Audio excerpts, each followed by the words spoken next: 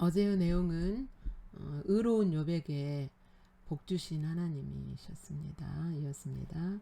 오늘 10월 2일 토요일 말씀은 욥기 1장 6절부터 12절까지 말씀입니다. 내용은 하나님 앞에서 욥을 고소하는 사탄과 욥에 대해 사탄에게 고난의 시험을 허락하시는 하나님입니다.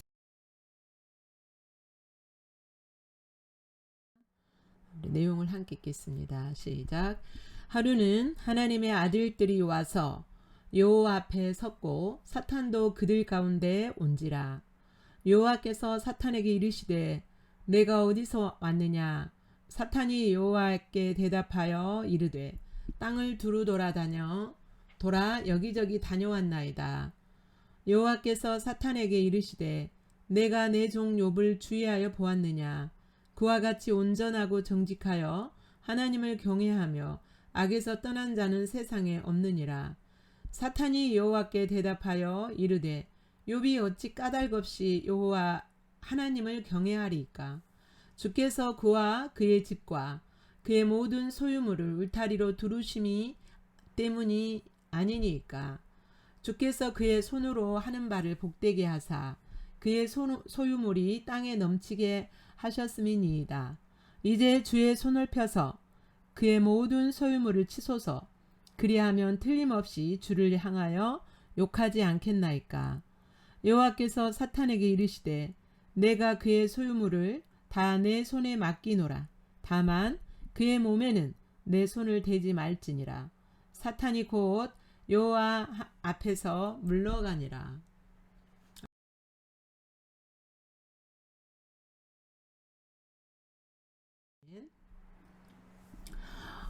이제 하나님의 회의에 하나님의 아들들이, 여기서 하나님의 아들들이라고 하는 것은 또 다른 번역으로 하나님 앞에 선 천사들을 말합니다.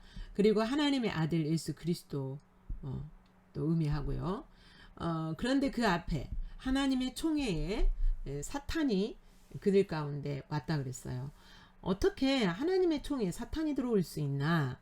그런데 여기서 사탄은 하나님이 불러서 온 것이 아니라 몰래 침입하여서 들어간 존재로서 하나님 앞에 선자입니다. 그러자 하나님께서 사탄에게 말씀하세요. 네가 어디서 왔느냐? 그러자 사탄이 여호와께 땅을 두루 돌아 여기저기 다녀왔나이다. 이렇게. 사탄은요 땅의 여기저기를 이렇게 두루 돌아다녀요. 그의 활동 목적인 가장 큰 활동 목적이 뭐냐면 하나님과 인간 사이, 친밀한 하나님과 인간 사이를 분리시키는 거예요. 하나님과 인간이 친밀해지는 것을 사탄은 결코 원치 않아요. 그 사이를 이간시켜서 분리시키는 것이, 그래서 자기 편 만드는 것이 사탄의 목적입니다. 그래서 그 일을 하기 위하여서 땅에 여기저기 두루 돌아다녀요. 베드로전서에 보면 베드로전서 5장 8절에 보면 우는 사자같이 삼킬 자를 두루 다니며 삼킬 자를 찾는다고 말씀하세요. 삼킨다는 것은 멸망시키기 위해 한다는 거예요. 사탄의 인간을 향한 최종 목적은 멸망시키는 거예요. 하나님과 분리시키고 결국은 멸망시키는 것이 사탄의 인간을 향한 목적입니다. 그러자 하나님이 그에게 물으십니다. 네가 내 종 욥을 주의하여 보았느냐라고 하나님이 물으십니다. 사탄이 여기저기 돌아다녔는데 하나님이 욥을 콕 집어서 말씀하세요.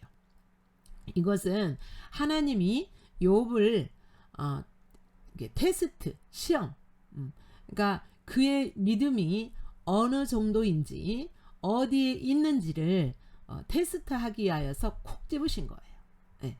하나님께서 사탄에게 시험하도록, 인간을 시험하도록 허락하지 아니하시면 사탄은요 우리를 시험할 수가 없습니다. 그런데 하나님의 시험의 목적은 이제 뒤에 가서 보겠습니다. 하나님의 인간을 향한 시험의 목적이 있어요. 목적을 두고 시험을 허락하시는 거예요. 미워서 그렇게 시험하시는 것이 아니고 하나님의 사랑하는 당신의 백성, 당신의 자녀들을 향한 시험의 목적이 있습니다. 그래서 내 종 욥을 주야에 보았느냐 그러자 사탄이 이제 욥을 참소합니다. 고소하고 참소를 합니다. 이제 그 사탄이 말하기 전에 하나님이 이렇게 욥의 신앙을 평가하고 칭찬하십니다. 그와 같이 8절 그와 같이 온전하고 정직하여 하나님을 경외하며 악에서 떠난 자는 세상에 없느니라. 온전하고 정직하다는 것은 도덕적 윤리적으로 이렇게 악과 상관없는 삶을 사는 데 있어서 온전하다. 여기서 온전과 완전은 다릅니다. 인간은 완전할 수가 없어요. 그러나 인간이 하나님의 뜻대로 살려고 하는 애쓰고 정진하는 그런 모습을 볼 때 하나님은 온전하다 하고 칭찬하시죠. 그리고 영적으로 하나님을 경외했어요. 하나님이 어떤 분인가 자기가 아는 한도에 있어서 하나님 앞에 그렇게 그 하나님 앞에서 반응하는 그러한 신앙을 가지고 있었습니다. 이것이 바로 악에서 떠난 거죠.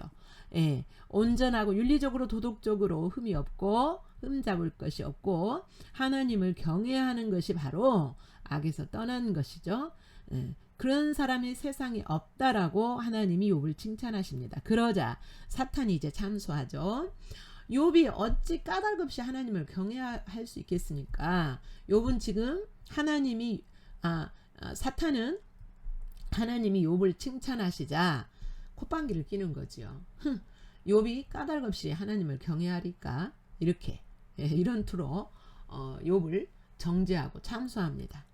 그러면서 10절 주께서 그와 그 집과 그의 모든 소유물을 울타리로 두르심이 때문이 아니니까 그가 하나님을 잘 섬기고 하나님을 경외하고 온전하고 정직한 이유는 하나님이 주신 그 모든 복과 그 복을 그 소유들을 울타리로 두르심이라는 것은 보호하셨다는 거죠. 보호하시고 지켜주셨기 때문이 아닙니까? 라고 그러면서 주께서 그의 손으로 하는 바를 복되게 하사 그의 소유물이 땅에 넘치게 하셨습니다. 소유물도 많고 그 소유물을 해가 입지 않도록 하나님이 보호해 주셨기 때문에 욥이 그런 신앙을 가지는 것이 아닙니까? 11절 이제 하나님의 손을 펴서 그의 모든 소유를 한번 쳐보십시오. 그리하시면 틀림없이 주를 향하여 욕하지 않겠나이까? 주를 향하여 욕한다는 것은 주님을 하나님을 저주하는 거죠. 하나님을 향하여 모욕스러운 말을 하는 거.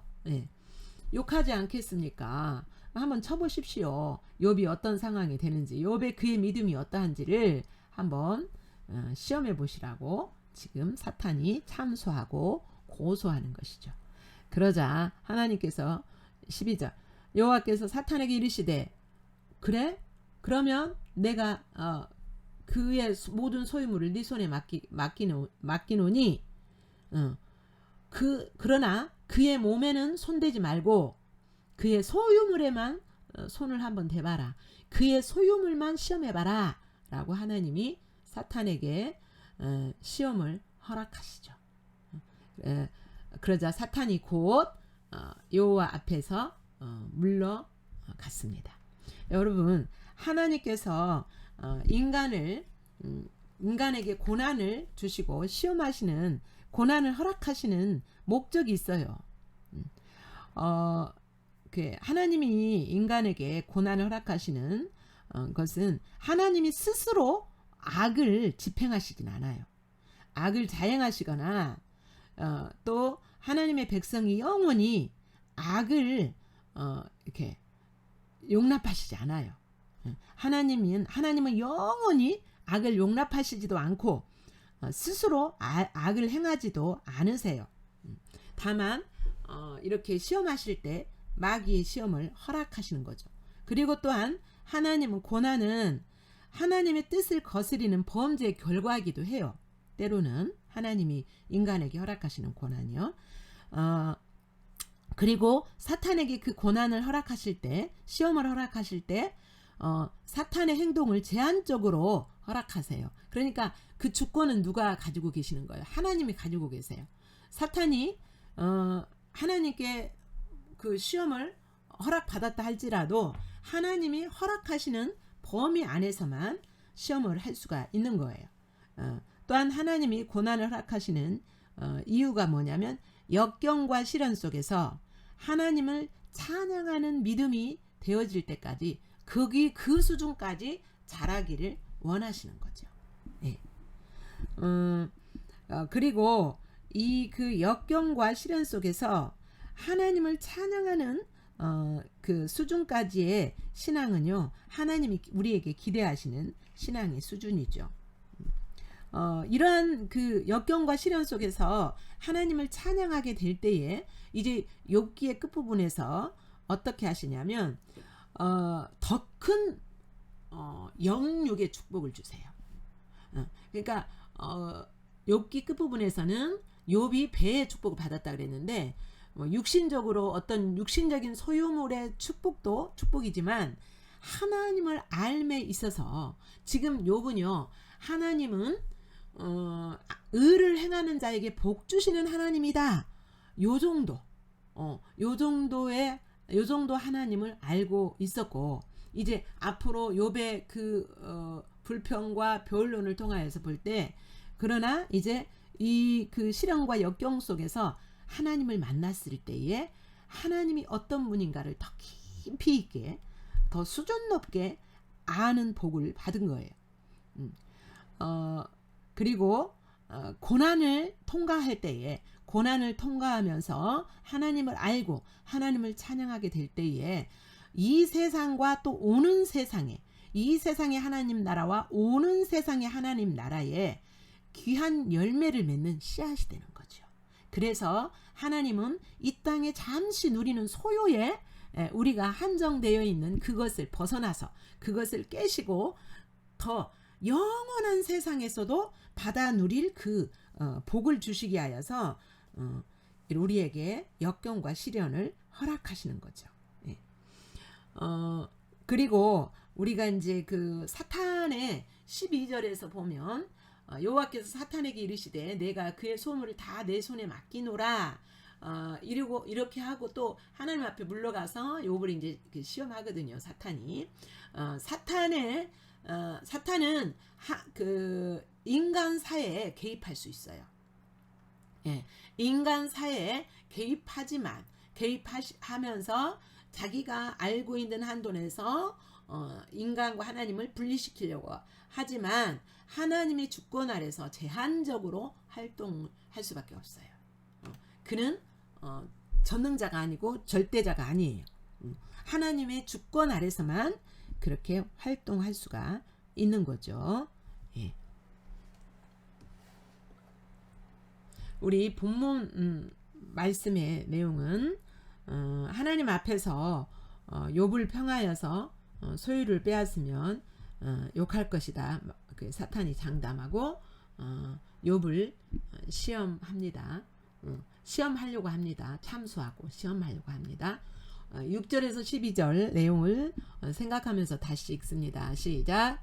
하루는 하나님의 아들들이 와서 여호와 앞에 섰고 사탄도 그들 가운데 온지라.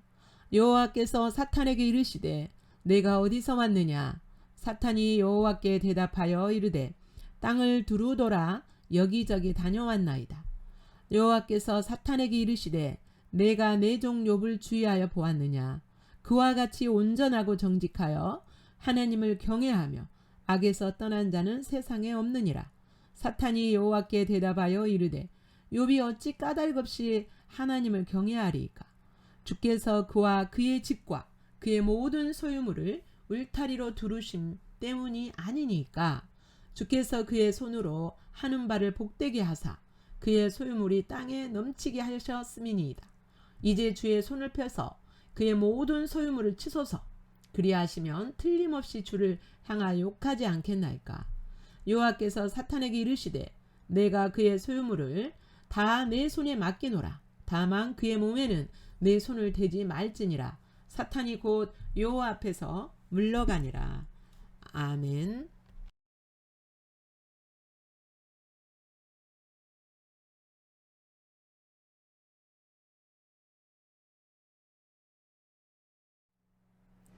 본문에서 계시된 비춰진 하나님은 어떤 분이냐면 8절에서 보면 온전하고 정직하여, 욥을 칭찬하는 내용이죠. 온전하고 정직하여 하나님을 경외하며 악에서 떠난 자가 세상에 없느니라. 하나님은 한 사람 한 사람을 다 주의하여 보시고, 이렇게 욥과 같은 신앙을 가질 때 하나님은 칭찬하시는 분이십니다. 8절에서 내 종 욥을 주의하여 보았느냐, 이렇게 물으심 속에서 욥을 테스트하시게 하여서, 시험하시게 하여서 욥을 콕 집어서 사탄에게 물으시죠.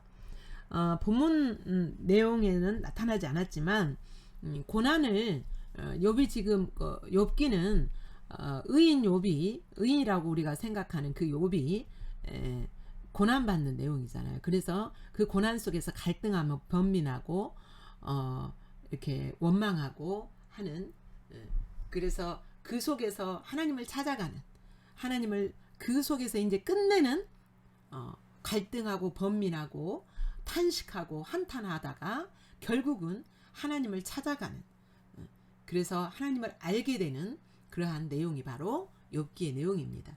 하나님이 고난을 허락하십니다. 그러나 하나님은 스스로 악을, 스스로 자행, 스스로 악을 행하시거나 영원히 악을 용납하시지 않으세요. 그리고 고난은 하나님의 뜻을 거스르는 범죄의 결과로 고난을 허락하실 때도 있어요. 그리고 또 시험하는 사탄의 활동을, 하나님을 고난을, 이렇게 인간에게 고난의 일들을 자행하는 사탄에게 그 사탄의 활동을 제한적으로 허락하시기도 하세요. 그리고 하나님의 고난의 역경과 시련 속에서 하나님을 찬양할 때 하나님은 기뻐하시죠. 그렇게 하나님을 이렇게 인간이 찬양하게 되는 그 믿음의, 그 시련과 역경 속에서 찬양하는 믿음이 있을 때 하나님은 더 큰 축복을 인간에게 주시죠. 이 하나님을 여러분이 바라보시면서 그 하나님의 마음을 보시면서 여러분이 반응해야 될 내용, 하나님이 이 시간 여러분에게 비춰주시고 느껴지고 깨달아지는 내용을 기록하시면서 묵상합니다.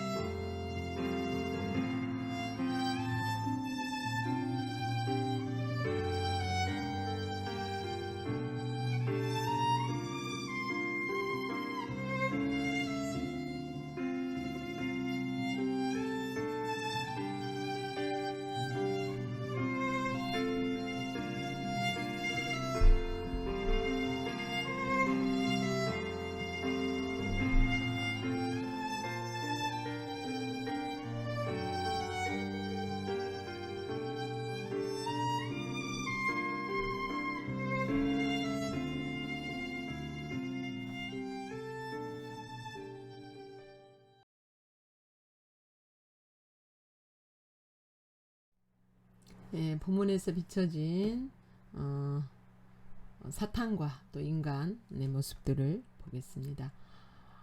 인간사에서 사탄의 활동을 볼 수가 있어요.